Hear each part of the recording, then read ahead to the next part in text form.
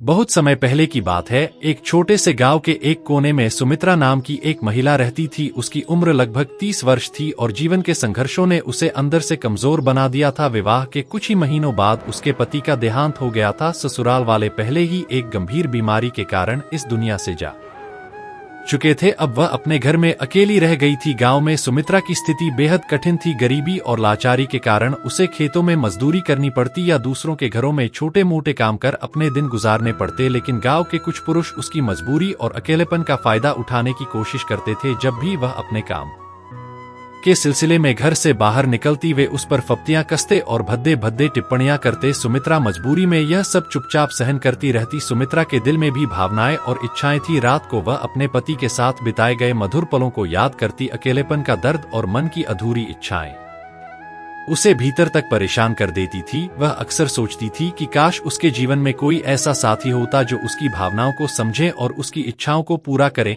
वह मां बनने का सपना भी संजोए हुए थी, लेकिन उसे मालूम था कि उसकी यह ख्वाहिशें कभी पूरी नहीं हो सकती। कभी कभी सुमित्रा किसी से थोड़ी बहुत बातचीत कर अपनी भावनाओं को शांत करने की कोशिश करती, लेकिन इससे उसका मन और अधिक बेचैन हो जाता। उसकी आत्मा और शरीर के बीच लगातार एक अंतर्द्वंद्व चलता रहता। एक दिन की बात है, जब सुमित्रा गांव के कुएं पर पानी भरने गई। वह अपने काम में व्यस्त थी कि उसने देखा दो ओर से एक साधु तेजी से कुएं की ओर आ रहे थे। साधु का शरीर सुदृढ़ था और चेहरा शांत और तेजस्वी। उनके कपड़ों और थके हुए कदमों से लग रहा था कि वह बहुत लंबी यात्रा से आए हैं। साधु ने पास आकर कहा, माता, क्या तुम मुझे थोड़ा पानी पिला सकती हो? सुमित्रा एक तक साधु को देखने लगी। उनका तेजस्वी चेहरा और शांत भाव देखकर वह मोहित हो गई। साधु ने फिर कहा, माता, क्या मुझे पानी मिलेगा? सुमित्रा कर अपने ख्यालों से बाहर आई और बोली, जी जरूर। उसने जल्दी से पानी निकालकर साधु को पिलाया। पानी पीने के बाद साधु ने पूछा, क्या यहाँ कोई ऐसा स्थान है जहाँ मैं रात बिता सकूं? सुमित्रा के मन में एक विचार कौंधा। उसने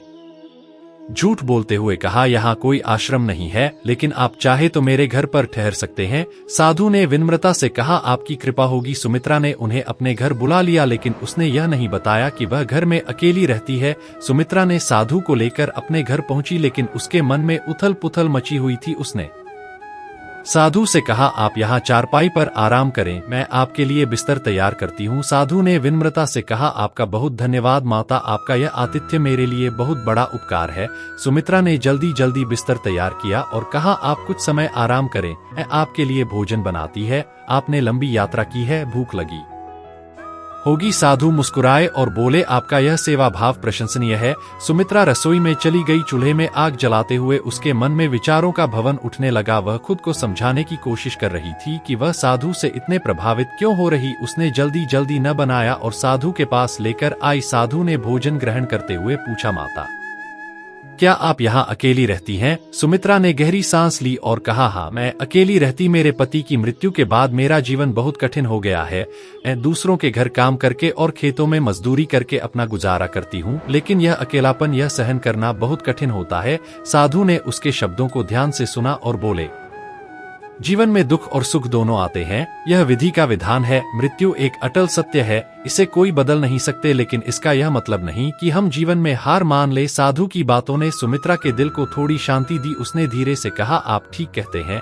सुमित्रा ने साधु से कहा, आप आराम की, मैं घर के काम निपटाकर। साधु ने कहा, ठीक है, आप अपने काम करें, मैं थोड़ा ध्यान करता हूँ। तभी सुमित्रा ने घर के बर्तन साफ किए, झाड़ू लगाई और फिर स्नान के लिए चली गई। पानी की ठंडी धारों में जब उसका शरीर डूबा तो उसके मन में फिर से विचलित करने वाले विचार आने लगे। उसने कल्पना करना शुरू किया कि साधु उसके करीब आ रहे हैं। उसके मन में वासना का जाल और गहरा होता जा रहा था। स्नान के बाद उसने ऐसे कपड़े पहने जो उसकी सुंदरता को उभार थे। वह खुद को आईने में देखकर सोचने लगी, अगर साधु मेरी ओर आकर्षित नहीं हुए तो क्या होगा? मैं कैसे उन्हें अपने करीब लाऊंगी? उसके मन में बेचैनी थी जो उसे बार बार साधु के पास जाने के लिए प्रेरित कर रही थी। सुमित्रा ने खुद को संयत करते हुए साधु के पास जाकर, साधु महाराज, आपने इतनी कठिन तपस्या की है, क्या यह संभव है कि कोई व्यक्ति अपनी इच्छाओं और वासनाओं को पूरी तरह से छोड़ दे? साधु ने गहरी नजर से सुमित्रा को देखा और कहा, हाँ, यह संभव है। इच्छाएं केवल मन का खेल है। जब हम मन को काबू में कर लेते हैं तो इच्छाएं स्वतः ही समाप्त हो जाती है। सुमित्रा ने तुरंत कहा, लेकिन मैं यह नहीं मानती मनुष्य के जीवन में इच्छाएं और वासनाएं तो स्वाभाविक है, इन्हें कैसे छोड़ा जा सकता है। साधु मुस्कुराए और बोले, माता यह सच है कि इच्छाएं स्वाभाविक है। यह कहानी हमें सिखाती है कि जीवन में इच्छाओं और वासनाओं का प्रभाव कितना गहरा हो सकता है, और अगर इन्हें समय रहते काबू में नहीं की गया तो यह हमें भीतर से कमजोर बना सकती है।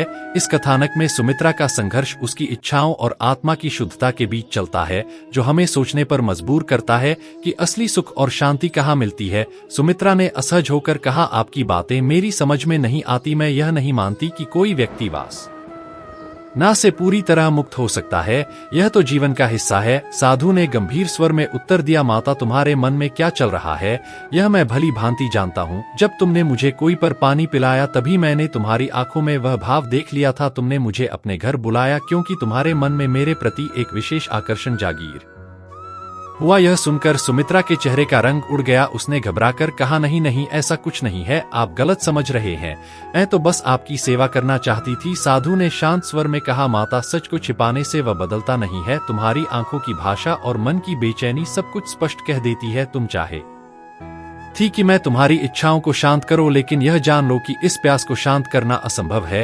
जितना इसे मिटाने की कोशिश करोगे यह उतना ही बढ़ेगी। साधु की यह बात सुनकर सुमित्रा की आंखों से आंसू बहने लगे। उसने रोते हुए कहा, साधु जी आप सही कह रहे हैं, मैं अपने मन पर काबू नहीं पा सकती। यह बार बार मुझे गलत राह पर ले जाता है। क्या कोई ऐसा रास्ता है जिससे मैं इस जाल से मुक्त हो सकूं? साधु ने गंभीरता से कहा, माता इस प्यास को केवल आत्मज्ञान से शांत किया जा सकता। इच्छाओं को दबाने की कोशिश करना व्यर्थ है। इसका एकमात्र उपाय है ध्यान और त्याग। सुमित्रा ने संदेह से पूछ, लेकिन मैं यह सब कैसे करूं? मैं अकेली हूं, मेरे पास कोई सहारा नहीं है। साधु ने उत्तर दिया, अकेलापन ही तो मेरी सबसे बड़ी ताकत है। जब तुम्हारे पास कोई बंधन नहीं है तो यह तुम्हारे लिए अवसर है। अपनी ऊर्जा को अपने भीतर केंद्रित करो और ध्यान करो। सुमित्रा ने गहरी सांस लेते हुए कहा, लेकिन यह इतना आसान नहीं है, मेरा मन बार बार भटक जाता है। साधु ने समझाया, मन को वश में करने का एकमात्र तरीका है सत्संग, ध्यान और भगवान की भक्ति। अपने भीतर झांको। यह शरीर सुंदर हो सकता है, लेकिन असली सुंदरता मन की होती है। सारी रात साधु ने सुमित्रा को आत्मज्ञान और संयम का पाठ पढ़ाया। धीरे धीरे सुमित्रा ने समझ लिया कि उसकी इच्छाएं और वासना क्षणिक है, वे केवल भ्रम का हिस्सा है जो उसे उसकी सच्ची शांति से दूर ले जाती है। सुबह होते होते सुमित्रा एक नए जीवन के लिए तैयार हो चुकी थी। उसने साधु से कहा, आपने मुझे मेरी सबसे बड़ी कमजोरी से लड़ने का रास्ता दिखाया, अब मैं अपने जीवन को बदलने की कोशिश करूंगी। साधु ने उसे आशीर्वाद देते हुए कहा, सच्चाई और आत्मसंयम का मार्ग अपना, यही मार्ग तुम्हें वास्तविक शांति देगा। साधु वहां से चले गए, लेकिन सुमित्रा का जीवन पूरी तरह बदल चुका था। अब वह एक नई ऊर्जा और आत्मविश्वास के साथ अपने जीवन को जीने के लिए तैयार थी। यह कहानी हमें सिखाती है कि संघर्ष और अकेलापन जीवन के अंत नहीं, बल्कि एक नई शुरुआत का अवसर हो सकते हैं। इच्छाएं और वासनाएं क्षणिक होती है, आत्मज्ञान, संयम और ध्यान ही हमें सच्चा सुख और शांति प्रदान कर सकते हैं।